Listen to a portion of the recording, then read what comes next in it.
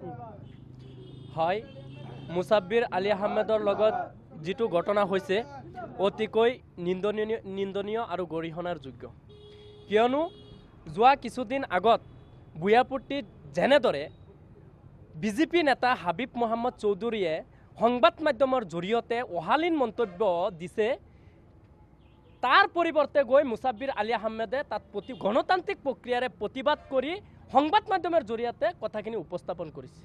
ইয়াই মুসাব্বিৰৰ কাল হৈছিল প্ৰতিবাদ কৰাটো কিন্তু বিজেপি নেতাই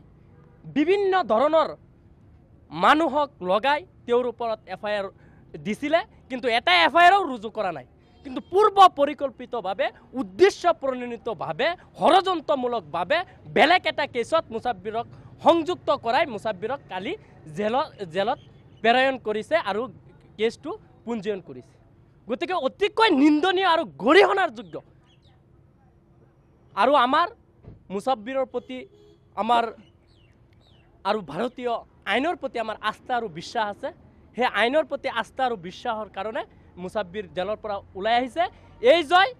গণতন্ত্ৰৰ জয় এই জয় সংখ্যালঘু জনসাধাৰণৰ জয় আৰু মুসাব্বিৰ আলী আহমেদৰ যাত্ৰা অবিৰত চলি থাকিব অন্যায়ৰ বিৰুদ্ধে সদায় মুসাব্বিৰৰ লগত আমিও আছোঁ গতিকে আমিও মুসাব্বিৰৰ লগত যেনেকৈ আইন উলংঘা কৰি মানৱ অধিকাৰ উলংঘন কৰি যেনেদৰে হেণ্ডকাপ লগাই তেওঁক জেলত কেছ যেতিয়া পঞ্জীয়ন নহৈছে ৰেজিষ্টাৰ নোহোৱাৰ আগত যেতিয়া হেণ্ডকাপ লগাইছে ইয়াৰ বিৰুদ্ধে আমি মানৱ অধিকাৰৰ কাষ চাপিম আৰু আমি উচ্চতম ন্যায়ালয়ত যাম যে মানৱ অধিকাৰ উলংঘন কৰি আইন শৃংখলা উলংঘন কৰি এজন চোৰ ডকাইতৰ নিচিনা মুসাব্বিৰক যেনেকৈ